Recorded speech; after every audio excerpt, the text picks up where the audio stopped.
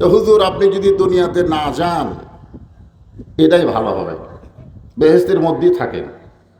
সঙ্গে সঙ্গে আল্লাহ নবী বললেন, জিবরাইল, আল্লাহ যদি আমাকে জান্নাতে থাকার জন্য ঢুকতে বলতো আমি জান্নাতে ঢুকতামই না। আমি জান্নাতে প্রবেশ করেছি আমার উম্মতের জন্যে। আমার উম্মতের জন্য আল্লাহ কেমন জান্নাত বানাইছে এক নজর দেখতে চাই। আমি সেই দিন জান্নাতে প্রবেশ করব যেদিন আল্লাহ আমার সমস্ত উম্মতকে জান্নাত দিয়ে দিবে। চিন্তা করে দেখেন, যেই নবী নেতা জান্নাতের মধ্যে গিয়ে আমাদের কথা বলে নাই, আর এমন নেতার পিছনে ঘোরেন যিনি একলা একলা পালায় যায়, সাঙ্গ পাঙ্গর কথা খেয়াল রাখে না। জোরে গান, যারে তারে নেতাও মানা যাবে না। ওয়া রাসূলুহু আল্লাযী أرسل رسوله بالحق بشيرا ونذيرا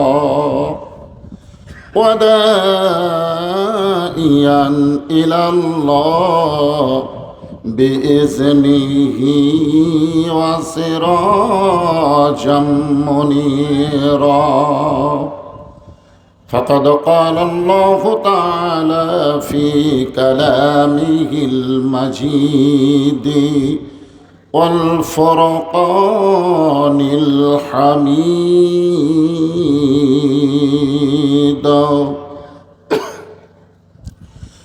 জবান খুলে সকলে পড়েন, আউযু বিল্লাহি মিনাশ শাইতানির রাজিম। বিসমিল্লাহির রহমানির রহিম। ইযা আসাবাতুহুম মুসিবাতুন ক্বালু ইন্না লিল্লাহি ওয়া ইন্না ইলাইহি রাজিউন।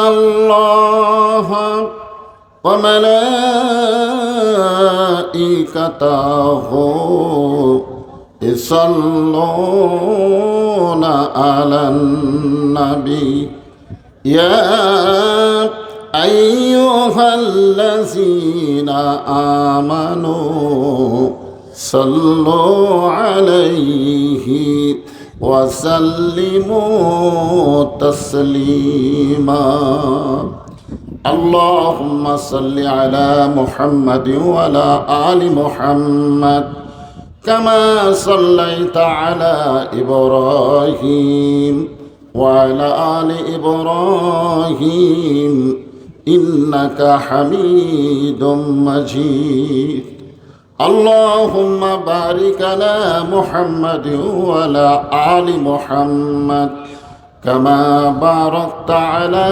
إبراهيم وعلى آل إبراهيم إنك حميد مجيد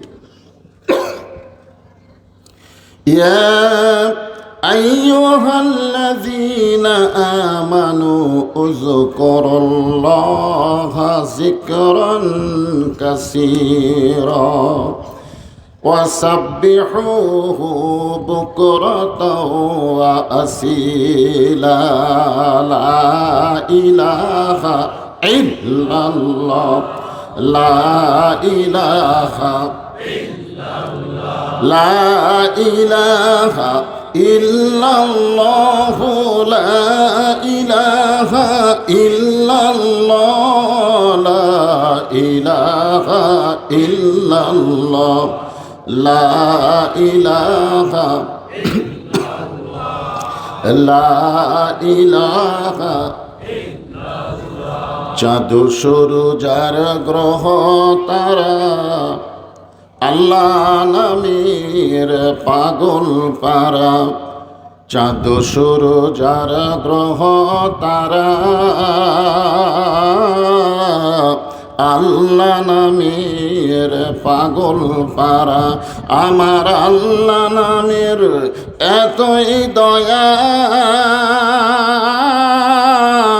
আল্লাহ নামের এতই মায়া, লুকিয়ে রাখছেন হে আল্লাহ, জোরে লা ইলাহা ইল্লাল্লাহ,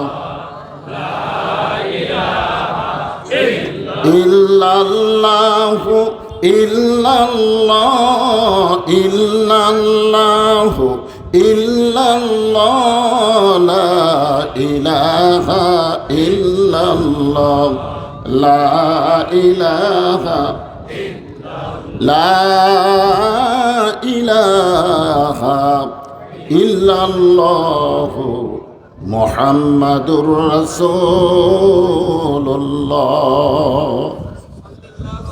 রাসূলের মহব্বতে জবান খুলে সমস্বরে সকলে বলবো সাল্লাল্লাহু আলাইহি ওয়াসাল্লাম।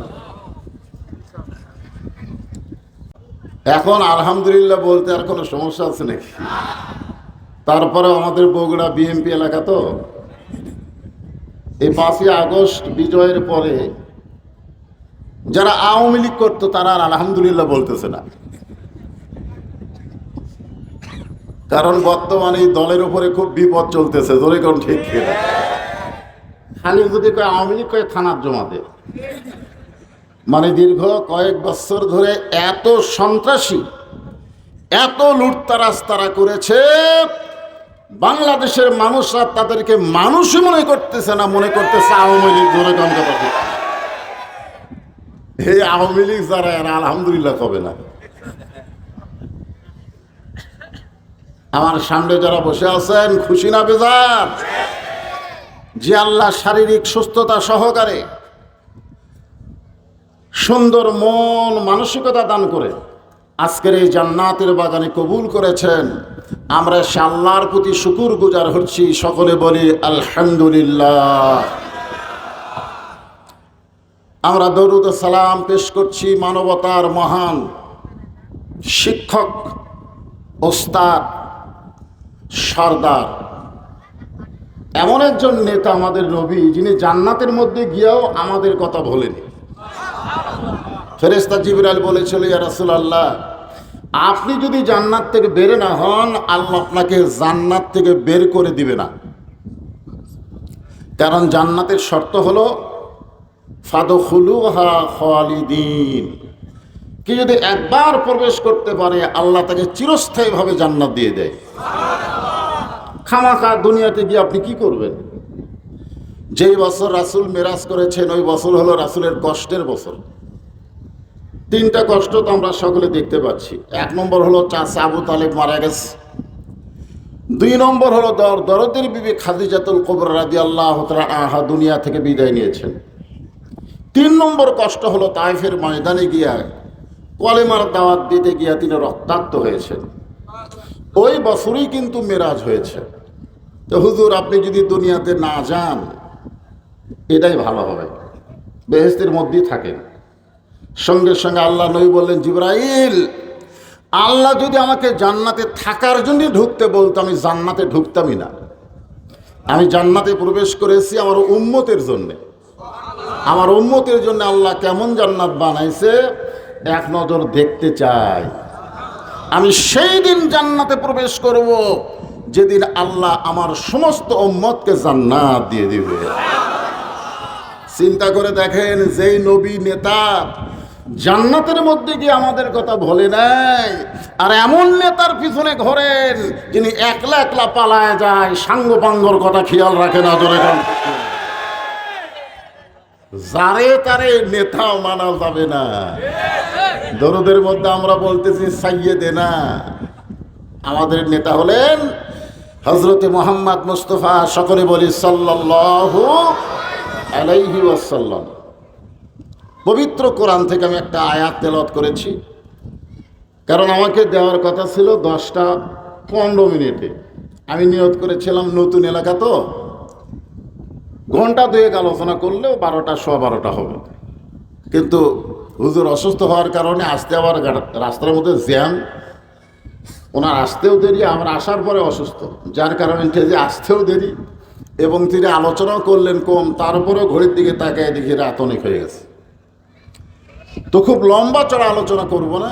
যে আয়াতে কারিমা তেলাওয়াত করেছি, বর্তমান বিশ্বের প্রেক্ষাপট, আপনাদের গাজীপুরের অবস্থা, এগুলো সামনে নিয়ে এই আয়াতকে আপনাদের সামনে উপস্থাপন করা হবে। আমাদের বগুড়াতে, বগুড়ার বহু লোক এখানে আছে না নাই? অনেক মানুষ আছে। আমাদের বগুড়াতে কোনো মানুষ যখন মারা যায়, এই মরার খবর শুনে সকলে বলে ইন্না লিল্লাহি ওয়া ইন্না ইলাইহি রাজিউন। আপনাদের এলাকার খবর কি? একই খবর। এখন যে দলেরই মানুষ মরুক, সে যদি মুসলমান হয়, এই কথাটা সবাই বলে, বলে কি বলে না? আচ্ছা আপনারা বলেন তো, মানুষ মরার পরে যে কথা আপনারা বলতেছেন, এটা কি মরার জন্য আল্লাহ নাজিল করছে? অনেকে বলে এটা মরার আয়াত। তা আমি বললাম কেমনে? বলে মানুষ মরার পরে যখন বলি তাহলে তো মরারই আয়াত। কোরআন শরীফে কোনো আয়াত কি মরার আয়াত আছে? আছে। মৃত্যু সম্পর্কে আয়াত আছে, হ্যাঁ, কিন্তু এই আয়াতটা মরার আয়াত না। এখানে আল্লাহ ডাইরেক্ট বলতেছেন ইজা মানে যখন, আসাবাতুহুম মুসিবা, তোমাদের উপরে বিপদ আপদ মুসিবত আসবে, কলু, তখন তোমরা বলবে ইন্না লিল্লাহি ওয়া ইন্না ইলাইহি রাজিউন। আপনারা বলেন তো, লাগাতার 15 বছর আমাদের মাথার উপরে যে স্বৈরাচারী শাসন করেছে, এটা আমাদের জন্য আল্লাহর রহমত না বিপদ? আপনারা ইন্না লিল্লাহি পড়ছেন?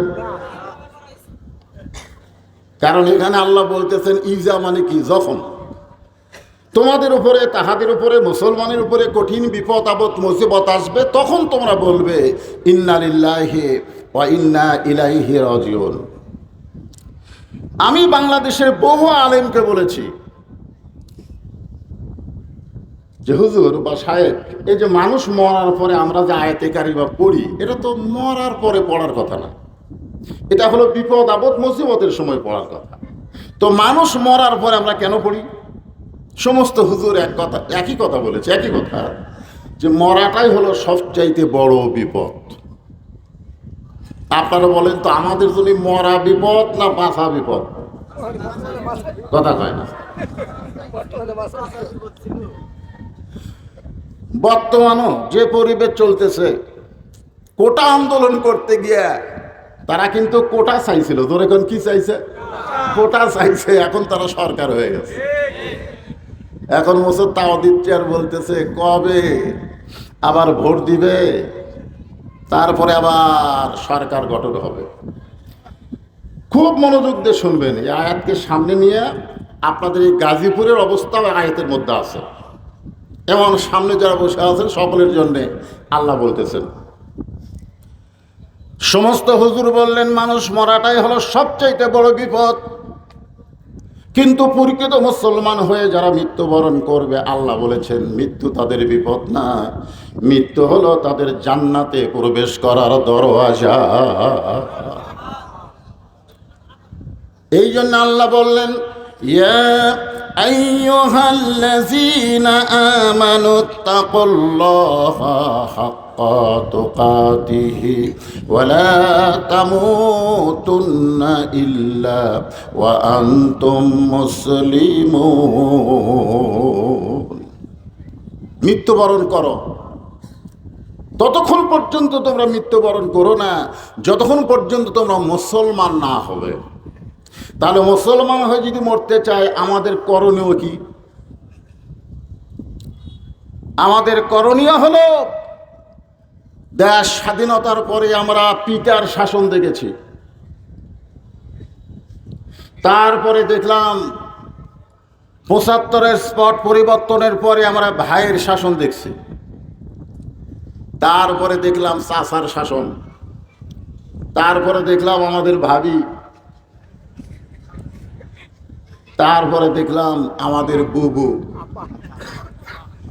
তারপরে দেখলাম ভাবি, আবার আপা। ভোট পাক না পাক শাসন করেছে অনেক সময়, ধরে কোন কথা ঠিক না।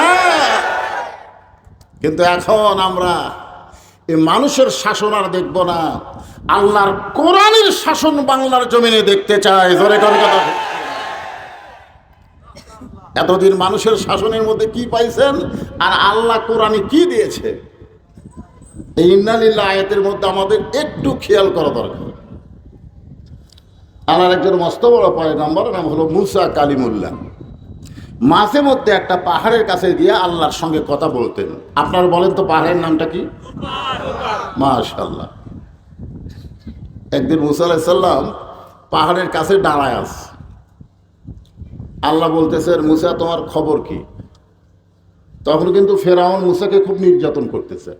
ওই সময় আল্লাহ বলতেছে, মুসা তোমার খবর কি? মুসা বলতেছে আলহামদুলিল্লাহ।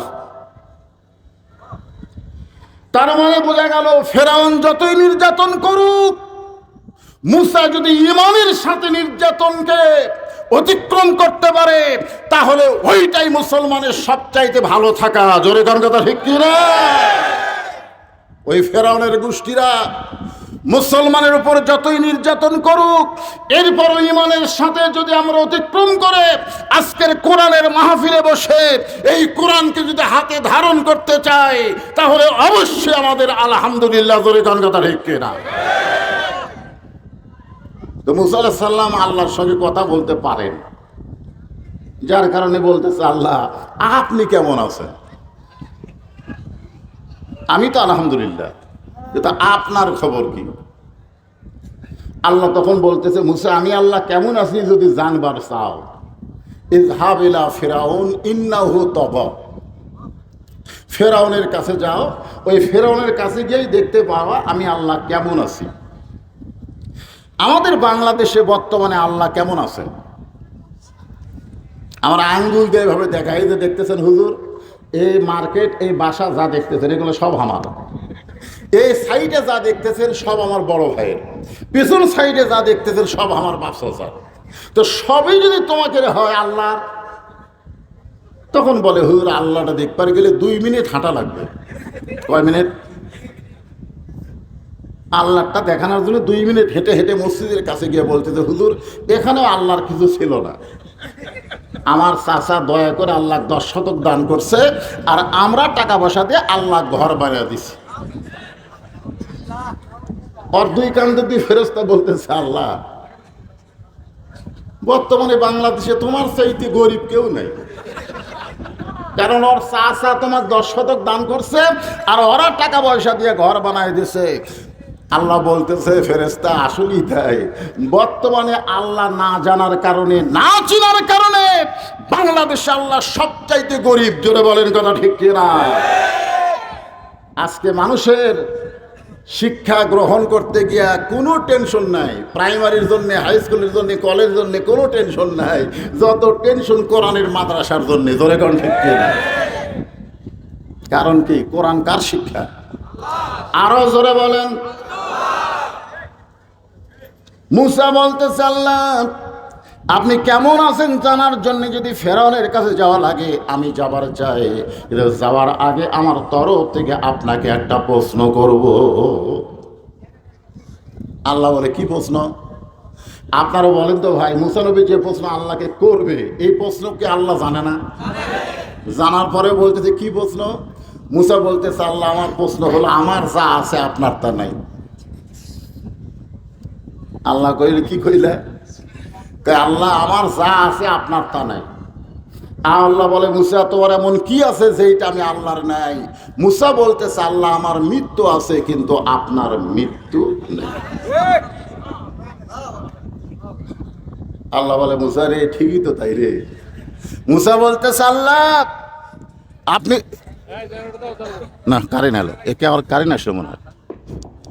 মুসা বলতেছে, আল্লাহ আপনি যতই ক্ষমতাবান হন, আপনি মারতে পারবেন কিন্তু মরতে পারবেন না, কারণ মরার যে মজা আছে এটা মুসা পাবে কিন্তু আপনি পাবেন না। আল্লাহ কয়, মুসা মরার মজা আছে। এই জন্য আল্লাহ বলতেছেন, কুল্লু নাফসিন যায়িকাতুল মাউত। জায়গা শব্দের অর্থ কি? স্বাদ। তরকারি খুব স্বাদ হয়েছে পারে, আজকে রোজ সেই রকম স্বাদ। আল্লাহ বললেন, প্রত্যেকটা আত্মার জন্য মৃত্যুকে আমি জায়গা হিসাবে, স্বাদ হিসাবে, সুবহানাল্লাহ বলেন। আল্লাহ বলে, মুসা মৃত্যু তোমার কাছে কেমন মনে হয়? মুসা বলতেছে, আল্লাহ দুনিয়ার জীবনে আমাকে যত নিয়ামত দান করেছেন তার মধ্যে উত্তম নিয়ামতের নাম হলো মৃত্যু। এখন আপনারা বলেন, মৃত্যু বিপদ না নিয়ামত? তাহলে সেই নিয়ামতের খবর শুনে আমরা বিপদের আয়াত পড়ি কেন? তাহলে মরার খবর শুনে আমরা ইন্না লিল্লাহি, এই বিপদের আয়াত কেন পড়ি? সমস্ত আলেম বলেছে মরাটাই হলো বিপদ। আর আমি আপনাদের বুঝাইতেছি, ইসলামী শাসনতন্ত্রের লোক, শুধু আমরা দল করব না, আল্লাহর কোরআনে বাংলার জমিনে বাস্তবায়ন করতে গেলে দরকার হলে জীবন দিব। জোরে বলেন কথা ঠিক কি না? মরতে চাই না, মরতে চাই না। মুসা বলতেছে, আল্লাহ আপনি আমাকে যা দিছেন সবচাইতে উত্তম নিয়ামতের নাম হলো মৃত্যু। আল্লাহ বলে, মুসা মানুষ মরবারই চায় না, আর সেই মরা তোমার কাছে নিয়ামত হলো? বলো মুসা নিয়ামত হওয়ার কারণ কি? মুসা বলতেছে, আল্লাহ কারণ হলো তিনটা। জোরে বলেন কয়টা? এক নম্বর কারণ হলো, না মরলে জান্নাতে যাওয়া যাবে না। আপনি যে এত সুন্দর জান্নাত বানায় রাখছেন, সেই জান্নাতে যদি আমি মুসা যাবার চাই, মরা ছাড়া যাওয়ার কোনো উপায় না। আপনারা কারা কারা জান্নাতে যাবেন একটু আল্লাহ হাত দেবেন। লিল্লাহি তাকবীর। আচ্ছা হাত নামান। এখন যদি আল্লাহ বলে আমি তোমাদেরকে জান্নাতে যাওয়ার হুকুম দিলাম, যাও, আপনারা কিভাবে যাবেন? তার মানে বোঝা গেল জান্নাতে যাবার গেলে মরা লাগবে। আমার সঙ্গে এটা সবাইকে বললে ওয়াজ বুঝতে সুবিধা হবে। খুব খেয়াল করবেন, আমি যেই বলবো জান্নাতে যাইতে গেলে কি চাই, আপনারা সকলে জবান খুলে বলবেন মরতে চাই। জান্নাতে যাইতে গেলে কি চাই? আরো জোরে জোরসে বলুন। বাংলাদেশের মুসলমান যদি মরবার চায়, বাংলার কোনো জমিনে 1 ইঞ্চি বাতিল থাকতে পারবে না। আমাদের রংপুরের আবু সাইদ বলতেছে মরতে চাই। মার মার। কত মারিছে স্বৈরাচার, তারা মরবার চায়নি, বরং বাঁচার জন্য তারা পলাইছে, এরপরে তারা মারা গেছে। আর আবু সাইদ পলাই নাই, মৃত্যুর সামনে 2 হাত বাড়ায় দাঁড়ায় গেছে। জোরে বলেন কথা ঠিক কিনা? মারছে, এরপরে মরা শুরু হয়ে গেল।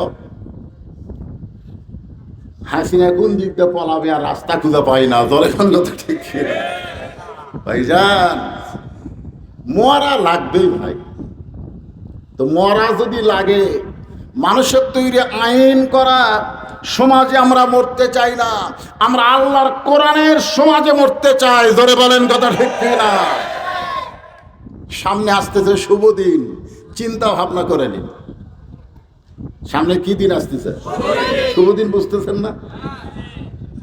এই জন্যে খুব খেয়াল করেন, জান্নাতে যাওয়ার গেলে মরা লাগবে, না মরলে জান্নাতে যাওয়া যাবে না। আমরা সবাই মরতে চাই, মরতে চাই বলেছি। জোরে কোন কথা ঠিক নেই? এখানে ফেরেশতা আছে না নাই? ফেরেশতা আল্লাহকে বলতেছে, আল্লাহ জীবনে বহু মাহফিলে গেলাম, এই মরতে চাই মিছিল তো কোনো মাহফিলে কয় নাই। আল্লাহ বলে, ফেরেশতা তোমরা সাক্ষী থাকো, যারা মরতে চাই জান্নাতের জন্য, আমি আল্লাহ তাদেরকে জান্নাত দিয়ে দিলাম। এখন আল্লাহর সে দেওয়া জান্নাত আমরা কিভাবে নিব, আসেন একটু মনোযোগ দিয়ে আলোচনা শোনেন। আল্লাহ বলে, মুসা মৃত্যুকে পছন্দ করার 2 নম্বর কারণ কি? মুসা বলতেছে, আল্লাহ মৃত্যুকে পছন্দ করার 2 নম্বর কারণ হলো, আমার মৃত্যুটা আমি আপনার জন্য অক্ষ করেছি। আল্লাহ মুসকি মুসকি হাসে। মুসা বলে, আল্লাহ শুনতে পাইছে হাসি। আল্লাহ আপনি হাসেন কেন? বলে, হাসার কারণ হলো আমার জন্য যারা মরবে তারা মরবে না। তাহলে কি বোঝা গেল? আল্লাহর জন্য যারা মরবে, আল্লাহ বলতেছে তাদেরকে মৃত্যু বলো না, ওয়ালা তাকুলু লিমান ইউকতালু ফি সাবিলিল্লাহি আমওয়াতুন বাল আহইয়াউ ওয়ালাকিন লা তাশউরুন।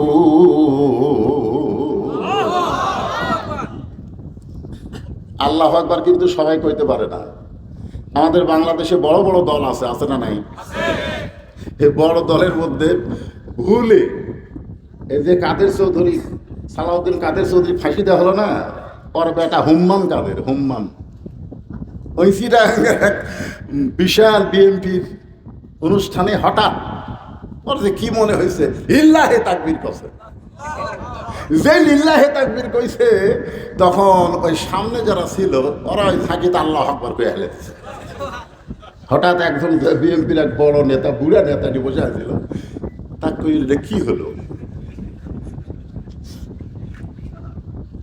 নেতা বলতেছিল তো আমাকে স্লোগান নয়, হঠাৎ হয়ে গেছে। ধরেকার কি হয়ে গেছে? আল্লাহু আকবার কিন্তু আওয়ামী লীগও দেয় না, বিএনপিরও দেয় না, শুধুমাত্র কোরআনের আন্দোলন যারা করে তারাই আল্লাহু আকবার বলে। জোরে করে আমরা ছোট দল, আজকে 60 তাকবীর দেওয়া লাগবে, পারবেন না ভাইজান? কোরআনের আয়াত পড়লাম, আল্লাহু আকবার কই আপত্তি কোন জায়গায়? লিল্লাহে তাকবীর। এখন আল্লাহর জন্য যারা জীবন দিবে, মুসা বলতেছে আল্লাহ মৃত্যুকে পছন্দ করার 2 নম্বর কারণ হলো আমার মৃত্যুটা আপনার জন্য আমি অফ করেছি। আমরা যারা এখানে বসে আছি ভাইজান, যারা দাঁড়িয়ে আছি, সবাই তো মরে যাব। আজকের এই কঠিন সময়ে, এই গভীর রাত্রে আমরা কি বলতে পারি আমাদের এই জীবনটা আমরা আল্লাহর জন্য অক্ষ করে দিলাম? ইন্না সালাতি ওয়া নুসুকি ওয়া মাহইয়ায়া ওয়া মামাতি লিল্লাহি রাব্বিল আলামিন।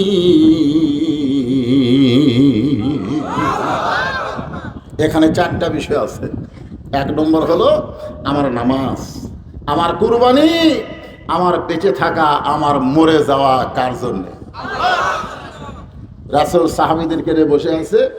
এমন সময় উম্মে ফজল, রাসূলের চাচি, কালো কাপড়ের মধ্যে একটা সন্তানকে নিয়ে রাসূলের কাছে হাজির। আল্লাহ রাসূল বললেন, চাচি আপনার এই কালো কাপড়ের মধ্যে ছোট্ট একটা বাচ্চা দেখা যায়, এটা কার বাচ্চা? বলে বাবা এটা তোমার নাতি, তুমি একটু কোলে নিয়ে ওর নাম রেখে দাও।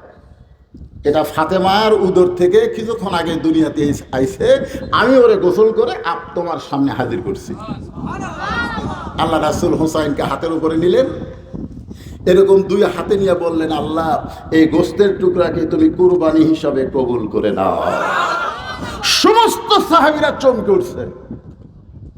রাসূল বললেন এই গোস্তের টুকরাকে তুমি কুরবানি হিসাবে কবুল করে নাও। সাহাবীরা বললেন, ইয়া রাসূলুল্লাহ এটা কেমন দোয়া হলো? রাসূল বললেন, সাহাবীরা রে, একদিন আমি নবীও থাকবো না, তোমরা অনেকে থাকবা না, এই হোসাইন বাতিলের বিরুদ্ধে হকের পক্ষে নিজের জীবনকে কুরবানি করবে। আজকে আমরা বাতিলের বিরুদ্ধে হকের পক্ষে আল্লাহ দেওয়া জীবনটা আল্লাহ রাস্তায় কুরবানি করার দরকার আছে না নাই? দরকার। এখন এই মারামারি করা লাগবে না। এই কুরবানিটা হলো কোরআনের পক্ষের ভালো মানুষদেরকে আমাদেরকে ওই 300 জনের জাকাত পাঠান লাগবে। এটা হলো সবচাইতে বড় কুরবানি। এখানে এক বক্তা ওয়াজ করে গেল, আমি শুনলাম চেয়ারম্যান সাহেব বর্তমান, আপনারা চেয়ারম্যানকে দেখেন যে কোরআনের মাহফিল এসে 2-4 মিনিট একটু বক্তব্য দিবার পারে। আর আজকে এখানে চেয়ারম্যানকে দেখলেন এখনো পর্যন্ত সবচাইতে বেশি ওয়াজ করছে। জোরে কোন কথা ঠিক করে অনেক লম্বা টাইম পর্যন্ত ওয়াজ করলেন। আপনারা বলেন তো, এই মানুষ চেয়ারম্যান হওয়ার পরে ইউনিয়ন পরিষদ কি খারাপ হবে না ভালো হবে? আমি একবার চেয়ারম্যানে দাঁড়াবার চাচ্ছিলাম, সাইড থেকে একজন বলতেছে নাউযুবিল্লাহ হুজুর আপনি অকাম ঘটেন না। আপনি একটা ভালো মানুষ, এই খারাপ ইউনিয়ন পরিষদে কেমনে যাবেন? আমি বললাম, পাগল, ইউনিয়ন পরিষদ খারাপ না, খারাপ মানুষদেরকে ইউনিয়ন পরিষদে পাঠানোর কারণে ইউনিয়ন পরিষদ খারাপ হয়ে গেছে। জোরে কোন কথা ঠিক কিনা? উপজেলা পরিষদ খারাপ না, খারাপ মানুষকে পাঠানোর কারণে উপজেলা পরিষদ খারাপ হয়েছে। সংসদ খারাপ না, খারাপ মানুষকে ভোট দিয়ে পাঠানোর কারণে খারাপ হয়েছে। জোরে কোন কথা ঠিক কিনা? ইন্নাল্লাহা ইয়ামুরুকুম আন তুআদ্দুল আমানাতি ইলা আহলিহা ওয়া ইযা হাকামতুম বাইনান নাস আন তাহকুমু বিল আদল। জুমার দিন ওমর ফারুক খুতবা দিচ্ছেন, মাঝখান থেকে একজন দাঁড়িয়ে বলতেছে, ইয়া আমির আল মুমিনিন, আপনার খুতবা শুনবো না। ওমর ফারুক বললেন, আমার দোষ কি? বলে, আপনার দোষ হলো আমাদেরকে খাটো পাঞ্জাবি দিয়ে আপনি লম্বা জুব্বা করে খুতবা দিচ্ছেন। আমাদেরকে দিবেন খাটো আর আপনি পড়বেন লম্বা, আর ওইটা পরে আপনি খুতবা দিবেন। আপনার খুতবা আমরা শুনবো না ততক্ষণ পর্যন্ত। ওই লম্বা জুব্বা আপনি কোথায় পেলেন? লম্বা জুব্বা বাংলাদেশের মতন ৯৬টা দেশের খলিফাকে জুব্বা লম্বা হওয়ার কারণে ওয়াজ বন্ধ করে দিয়েছে। আর আমাদের এমপি ভোটের আগে কি আছিল, ভোট পায় কি হলো, এত টাকা শালা কুটি পাইল।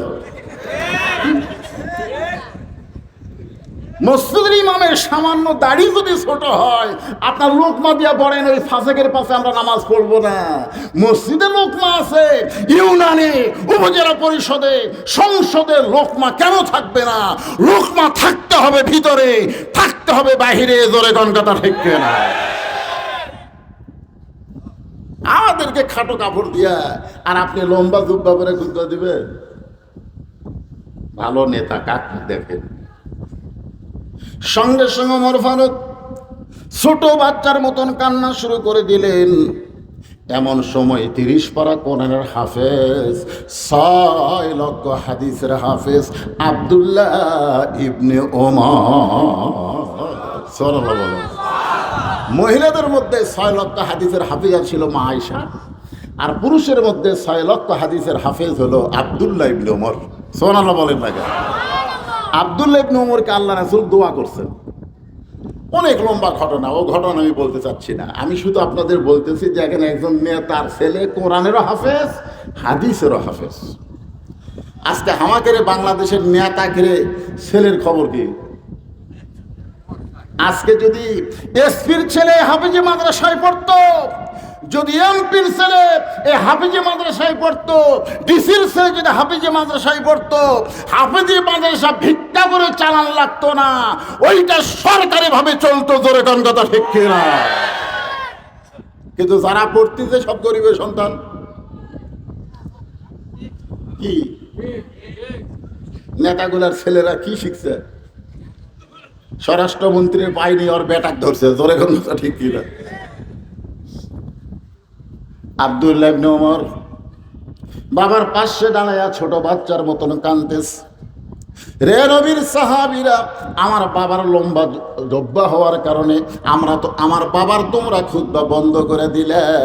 আমার বাবার পরে লম্বা জুব্বা দেখেছো, আমার পরনে একটু খেয়াল করো। আব্দুল্লাহর দিকে তাকায় দেখে পুরাতন জামা। ওসমান গনি বলতেছে, আব্দুল্লাহ আজকে জুমার দিন, সবাই নতুন কাপড় পরছে আর তুমি পুরাতন জামা পরছো কেন? আব্দুল্লাহ বলতেছে, আমি যদি নতুন জামা পরতাম তাহলে আমার বাবার জুব্বা লম্বা হতো না। আমি যদি নতুন কাপড় পরতাম আমার বাবার জুব্বা লম্বা হতো না। কারণ তোমরা সবাই ঘুম পাড়ো, আমার বাবা যেদিন থেকে মদিনার খলিফা হয়েছে সেদিন থেকে আমার বাবার চোখে আর ঘুম নাই। নেতা হওয়ার ঠেলা আছে। আমি একদিন রাত্রে ঘুম থেকে চেতন করে দেখি আমার মা দরজার দাঁড়িয়ে আছে। আমি আব্দুল্লাহ গিয়ে বললাম, মা এত রাত্রে আপনি দরজার দাঁড়িয়ে কেন? বলে, বাবা তুই তো ঘুম পারিস, তুই জানিস না, যেদিন থেকে তোর বাবা মদিনার খলিফা হয়েছে সেদিন থেকে কি এক রোগ ধরছে, রাত্রেবেলার ঘুমায় না। মানুষগুলো কেমনে আছে এটা নিজের চোখে দেখার জন্যে চোরের মতন চুপি চুপি ঘুরে বেড়ায়। তো তোমার বাবা ঘুরবে মানুষের দুঃখ কষ্ট দেখার জন্যে, আর আমি তোমার মা হইয়া বিছনার ঘুম পাড়বো? এই জন্য দরজায় দাঁড়িয়ে আল্লাহর কাছে দোয়া করতেছে, আল্লাহ তোমার এই পাগলকে তুমি হেফাজত করো। নেতা যদি ভালো হয় তার বউটা কেমন ভালো হয় চিন্তা করে দেখেন। আর আমাকে নেতাকে বইয়ের বাড়ি হচ্ছে বেগম পাড়া, কানাডা। হাই রে শালারা টাকা মারছে ভাই। যত কোটি টাকা আমরা ঋণগ্রস্ত হয়েছি তার চাইতে বেশি টাকা এরা পাচার করছে। তোরে কোন কথা ঠিক? একদিন গভীর রাত্রে ওমর ফারুক দুঃখ কষ্ট দেখার জন্য ঘুরতেছে। হঠাৎ দেখতে পাই মদিনার মরুভূমির মধ্যে রাত্রে বেলায় তাঁবু টাঙ্গায়া তাঁবুর মধ্যে কি যেন পাক করতেছে। ওমর ফারুক আর দূরে থাকলেন না, একটু নিকটে গিয়ে শুনতে পাইলেন বাচ্চারা কাঁদতেছে আর বলতেছে, মা আর ক্ষুধা সহ্য করতে পারি না, তাড়াতাড়ি একটু খাবার দাও। মা বলতেছে, বাবা একটু ধৈর্য ধারণ করো, গোস্ত সিদ্ধ হলেই তোমাদের সামনে খাবার দিব।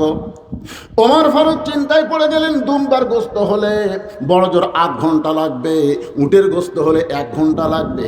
এত গভীর রাত হয়ে গেছে, এখন পর্যন্ত গোস্ত সিদ্ধ হয় না। এইটা কেমন মা? কাছে গিয়া লোকমা দিলেন। মা, এই গভীর রাত্রে তোমার সন্তানগুলো ক্ষুধার জ্বালায় কান্দে, আর তুমি বলতেছো গোস্ত সিদ্ধ হয়নি। তোমার গোস্ত এত রাত কেন সিদ্ধ হয় না? মহিলা বলে, পথিক, আমার বাড়ি হলো ইয়ামিন দেশে।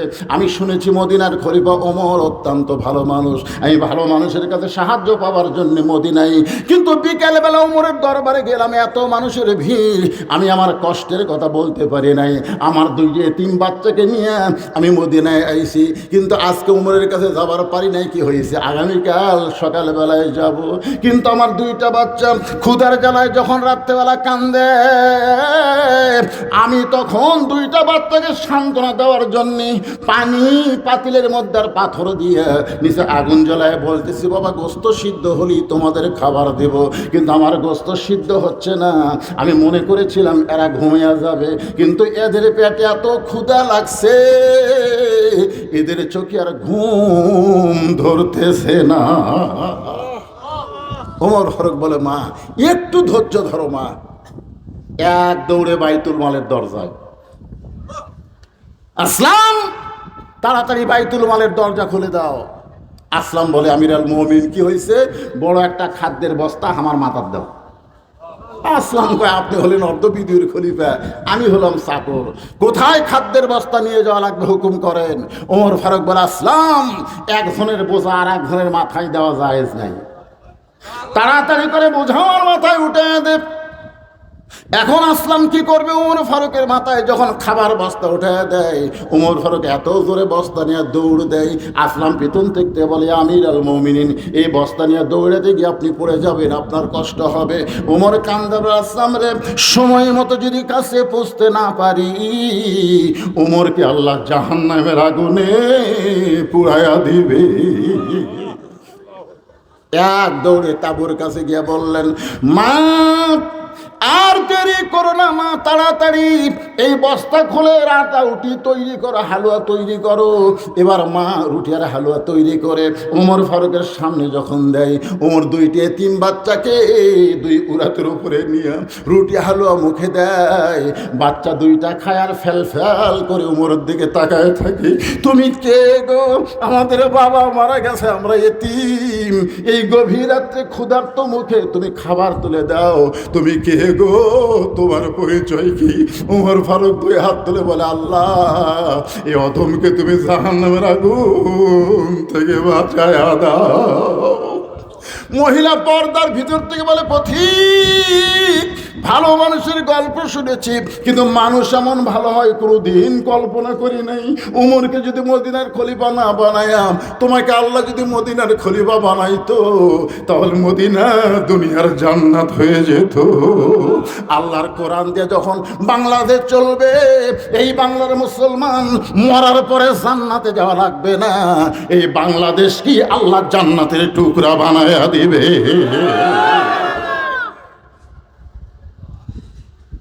আব্দুল্লাহ বলতেছে, সবাই যখন ঘুম পাড়ো, আমার বাবা তখন ঘুমায় না। আজকে লম্বা জুব্বা দেখে লোক মারছে। ওসমান গনি বলতেছে, আব্দুল্লাহ, তোমার পরনে নতুন কাপড় নাই কেন সেটা কও। বলে, সবাই যখন ঘুমাইছিল, আমার বাবা তখন 1 টুকরা কাপড় নিয়ে আমার দরজা হাজির। গভীর রাত্রে ডাক দে, আব্দুল্লাহ, কে রে আব্দুল্লাহ? আমি আব্দুল্লাহ ঘুম থেকে চেতন হয়ে দরজা খুলে দেখি বাবার হাতে নতুন একটা কাপড়। আমি খুশি হয়ে বললাম, বাবা নেতার বেটা হওয়ার মধ্যে লাভ আছে। বাইতুল মাল থেকে এক টুকরা দিছে, আবার গভীর রাত্রে তুমি আমার আর এক টুকরা দিবে রাইছো।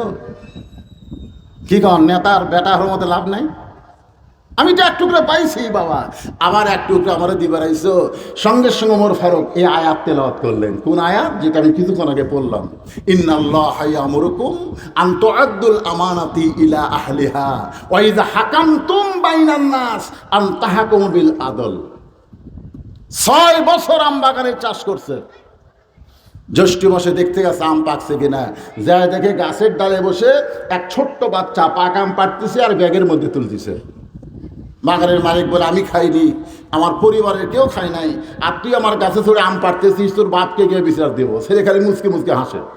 বাগানের মালিক বলে, হাসিস কেন?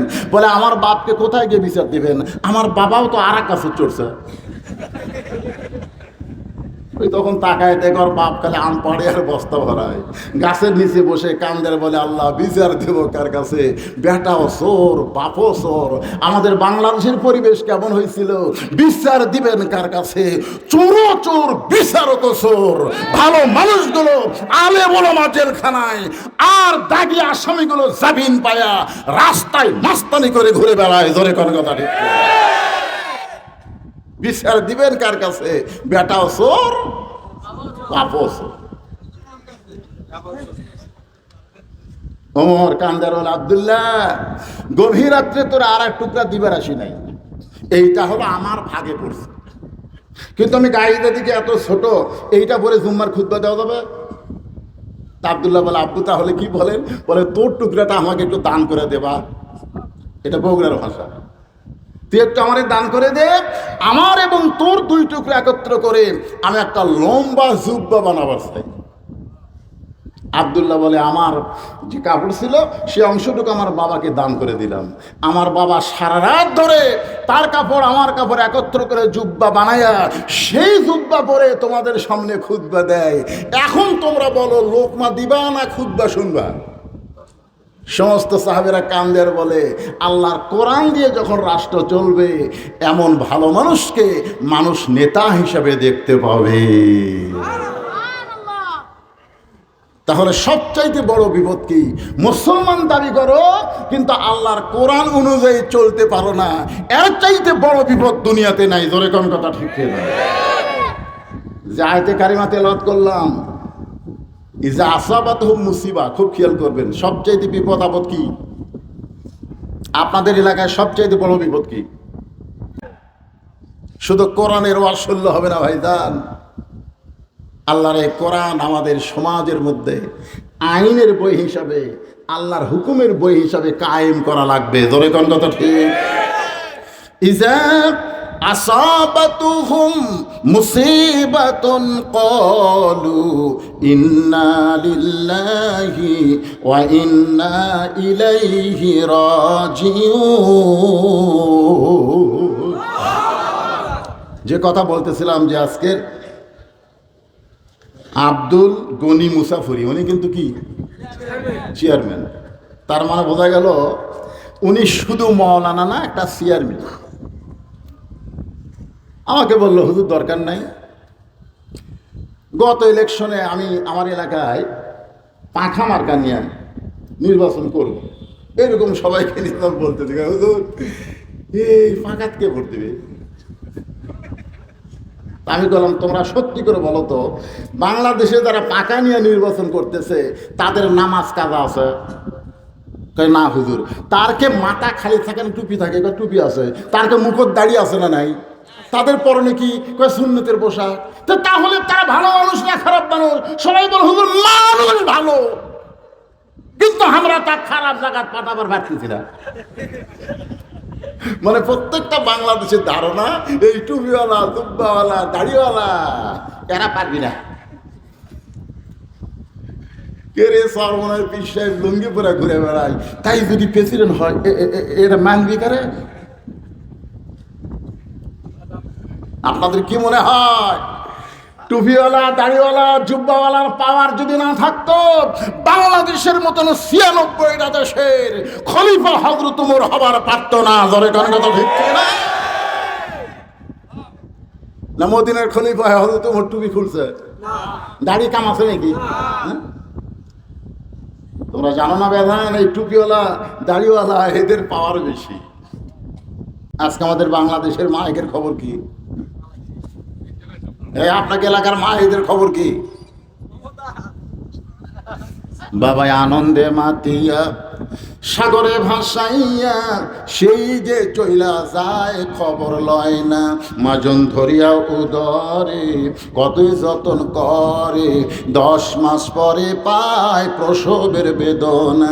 ইমাম গাজ্জালী রহমতুল্লাহ আলাইহি বলেন, মেয়েদের পেটে যখন বাচ্চার জন্ম হয় আল্লাহ মেয়েদের মাসিক ব্যারাম বন্ধ করে দেয়। এই মাসিক ব্যারাম বন্ধ করে দেওয়ার কারণ হলো ওই বাচ্চা পেটে থাকা অবস্থা মায়ের ইবাদতের যেন কমতি না হয়। কারণ মাসিক ব্যারাম হলে নামাজ পড়া যাবে না, মাসিক হলে রোজা রাখা যাবে না। কিন্তু পেটে বাচ্চা আসার পরে ওই মাসিক বন্ধ করে দিয়া আল্লাহ সমস্ত ইবাদত মাকে করায় নাই। কারণ মা যখন ইবাদত করবে, মা শুধু একলা ইবাদত করবে না, ওই ইবাদতের কারণে পেটের বাচ্চাকে আল্লাহ ওলি বানায়া দিবে। রুকুর থেকে যখন সেজদাত যাবে ফেরেশতারা বলবে, আল্লাহ তোমার বান্দি রুকুর থেকে সেজদাত গেল, পেটের বাচ্চা যে চাপা খালো, চাপা বোঝেন না, রুকুর থেকে সেজদাত গেছে, পেটের বাচ্চা চাপা খাচ্ছে। আল্লাহ কয় ফেরেশতা সাক্ষী থাক, যেই মা পেটে বাচ্চা নিয়ে নামাজ পড়তেছে ওই মা শুধু একলা নামাজ পড়তেছে না, পেটের বাচ্চাকে নামাজের ট্রেনিং দিচ্ছে। জোরে কোন সুবহানাল্লাহ। এই জন্য আমরা সন্তান যদি ভালো চাই, কি ভালো লাগবে? কথা কয় না, কি ভালো লাগবে? মা ভালো লাগবে। এই মাগুলো ঘরে থাকবে। আল্লাহ কোরআনে বলেছেন, অকরনা ফি বুয়ুতিকুন্না ওয়ালা তাবাররাজনা তাবাররুজাল জাহিলিয়াতিল উলা। আল্লাহ রাসূল বলেছেন, মা তারাকতু বাদি আলা উম্মাতিন ফিতনাতু আদর আলা রাসূল মিনান নিসাহ, রাওয়াহুল বুখারী কিতাবুল ফিতান। আল্লাহ রাসূল বলেছেন, আমার পরে আমার উম্মতের জন্য সবচাইতে বড় বিপদ হলো মরদ মানুষের জন্য মিয়া মানুষ প্রধানমন্ত্রী হওয়া। এখানে ঠিক কর না কেন? এ বুখারী শরীফের হাদিস কইলাম, তাও হালাকাতির রাজুলু হিনা আতাতিন নিসা মুত্তাফাকুন আলাই। বুখারী এবং মুসলিম শরীফের মধ্যে আছে, পুরুষ জাতি তখনই ধ্বংস হয়ে যাবে যখন পুরুষরা নারীদের আনুগত্য করবে।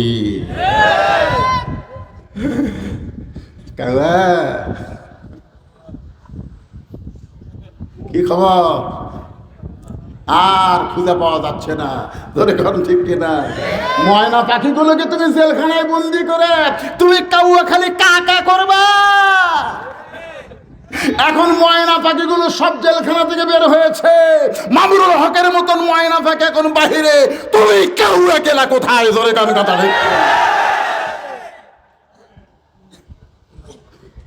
এক সংসদ সদস্য বলেছিল, মামুনুল হক খালি গরম গরম ভাষণ দাও, ভাষণ দিতে গিয়ে বসা থেকে দাঁড়ায় যাও, আসো তোমার সঙ্গে খেলা হবে। নিক্সন চৌধুরী, এই শালা তুই এখন কোথায়? ধরে তোর সঙ্গে তো আমরা খেলা করবার চাই।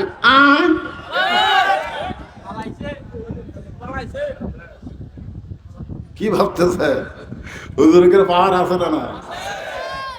কয়টা বছর খালি অ্যাঙ্গেলে ডোজ মারা লাগছে, কি করবেন বুদ্ধি নেই। এখন আর কোনো টেনশন আছে? খালি উঠছি দেরি করে পারে। না না না, কয়টা পর্যন্ত আর বেশি সময় না, এই কথাগুলো শেষ করব।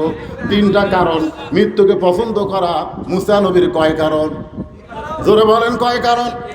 তার মধ্যে 2 কারণের ওয়াজ শুনতেছেন। 3 নম্বর কারণ অত্যন্ত গুরুত্বপূর্ণ কারণ আমি আপনাদের সামনে আলোচনা করব। বাইজিদ বুস্তামি এখন প্রতিটা মহিলার ঘরে, মনে আছে না? ভুলে গেছেন? আল্লাহর বান্দা, একটা ওয়াজ আমি বাদ দেব না, যেই কয়টা ধরবো সেই কয়টা কমপ্লিট করে আপনাদের কাছ থেকে বিদায় নেব। একটু মনোযোগ দিয়ে শুনতে হবে। আজকের ওয়াজের পয়েন্ট হলো, ইজা আসাবাতুহুম মুসিবাতুন ক্বালু ইন্না লিল্লাহি। সবাই তো পারেন, তাহলে পড়েন, ইন্না লিল্লাহি ওয়া ইন্না ইলাইহি রাজিউন। জোরে বলেন আল্লাহু আকবার। হ্যাঁ, মুসলমানের মধ্যে কাউকে যখন ক্ষমতার চেয়ার দেওয়া হবে, তার 1 নম্বর দায়িত্ব হলো পর্দা সেতু নির্মাণ করা। 1 নম্বর দায়িত্ব হলো ফ্লাইওভার রাস্তা বানানো। 1 নম্বর দায়িত্ব হলো 560টা মসজিদ, মডেল মসজিদ বানানো। 1 নম্বর দায়িত্ব হলো বাল্য বিয়া বন্ধ করা। 1 নম্বর দায়িত্ব হলো মাদক মুক্ত যুবক গড়া। এগুলো দায়িত্ব হতে পারে, তবে 1 নম্বর দায়িত্ব এগুলো না। 1 নম্বর দায়িত্ব হলো আকামুস সালাত, নামাজ কায়েম করা। করে বলেন কথা ঠিক কিনা? মানুষের তৈরি আইন দিয়া, কামাল, ডক্টর কামালের সংবিধান দিয়া এই বাংলাদেশে কোনোদিন নামাজ কায়েম করা যাবে না।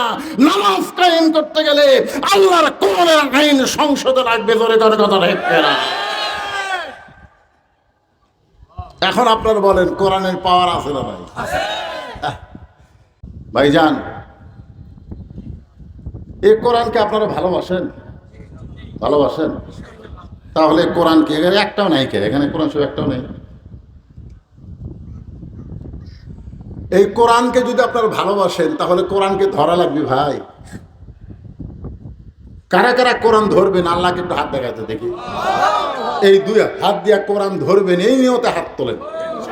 হাত একটু নড়ান তো এরকম, আল্লাহ আল্লাহ, দেখো আল্লাহ, হাত নামান। এই 2 হাত দিয়ে যদি কোরআন শরীফ ধরবার চান, তাহলে শর্ত হলো লা ইয়ামুসুহু ইল্লাল মুতাহহারুন। ততক্ষণ পর্যন্ত তুমি কোরআন ধরতে পারবা না যতক্ষণ পর্যন্ত তুমি পবিত্র না হবা। তাহলে আল্লাহর কোরআন ধরতে যদি পবিত্র হওয়া লাগে, সেই কোরআনের সমাজ যদি বাংলাদেশ চালু হয়ে যায়, গোটা বাংলাদেশ কেমন পবিত্র হবে এটা দেখার দরকার আছে না নাই? কারা কারা দেখবেন? আর একবার আল্লাহর হাত। লিল্লাহি তাকবীর। যারা আমরা কোরআনকে দেখতে চাই, 2 হাত ধরে আল্লাহর দেখাইছি, আপনারা হাত নামান। আমার নবীর সুন্নত দাড়ি চাইছে, নৌকা তুটলো বর্তমানে জেলখানায়, রিমান্ড চলতেছে। ঠিক কিনা? তোমার এই বিশাল বাড়ি, বিশাল অট্টালিকা, তোমার বেক্সিমকো কোম্পানি, এইগুলো সব পড়ে আছে। তুমি আছো কোন জায়গায়? মানুষ হয়ে চিন্তা করা দরকার। এই দুনিয়া আমাদের জন্য না, আল্লাহ হচ্ছে আমাদের 1 নম্বর পাথেয়। জোরে কোন কথা ঠিক কিনা? মিশে মায়ায় বন্দি থাইকা করলাম কত খেলা, পশ্চিমে তাকিয়া দেখো তোমার জীবনের ডুইবা গেছে বেলা।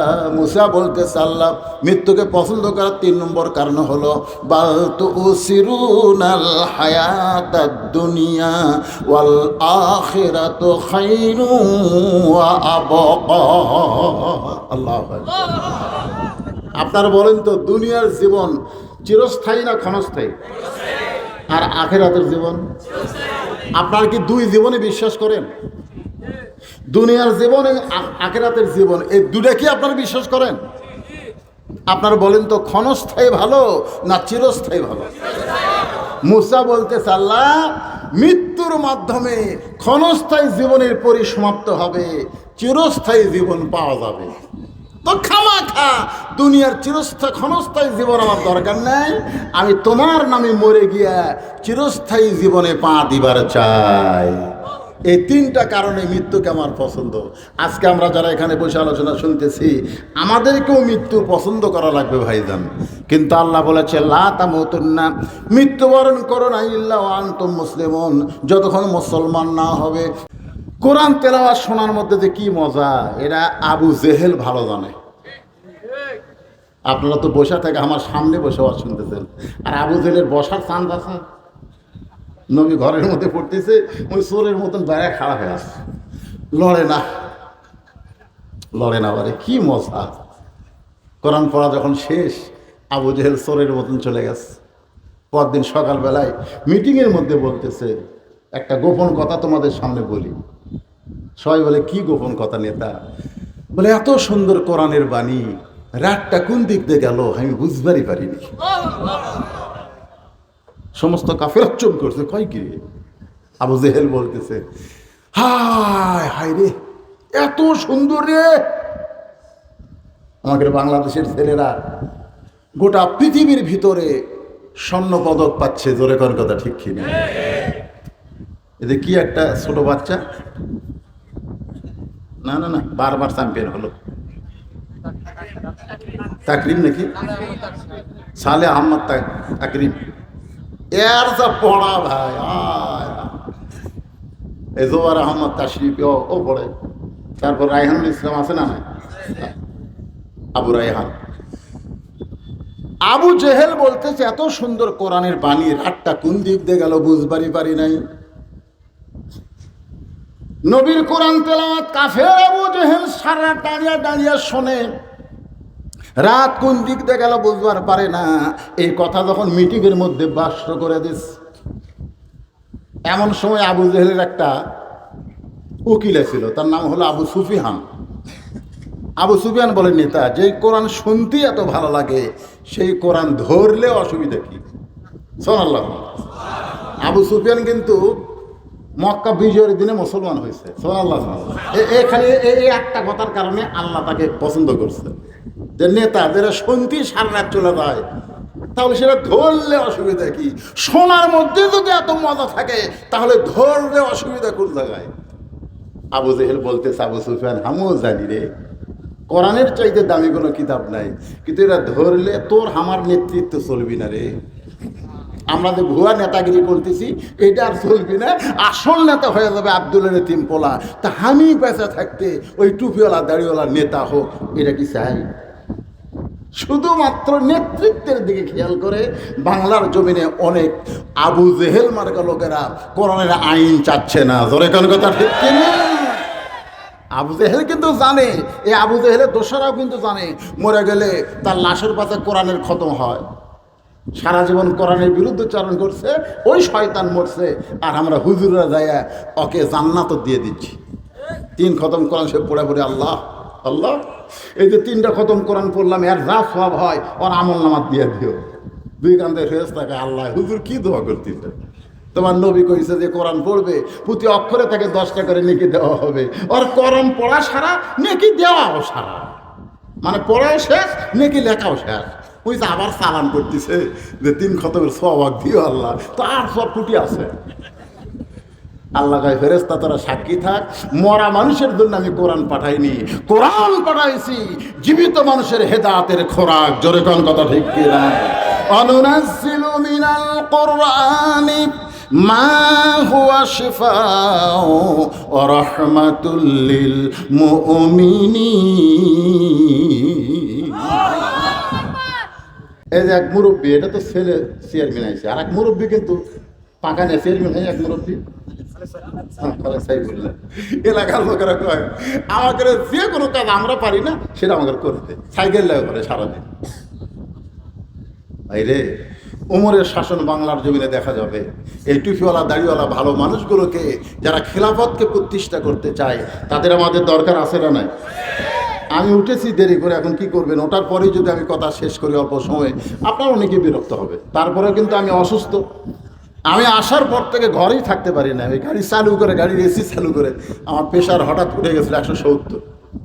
তা আপনাকে দোয়া এবং আল্লাহর রহমতে আমি কিছুটা সময় আপনাদের সামনে আলোচনা করলাম। আল্লাহ পাক আমাদের সবাইকে ফজরের নামাজ জামাতের সঙ্গে আদায় করার তৌফিক দান করুক, সকলে বলে আমিন।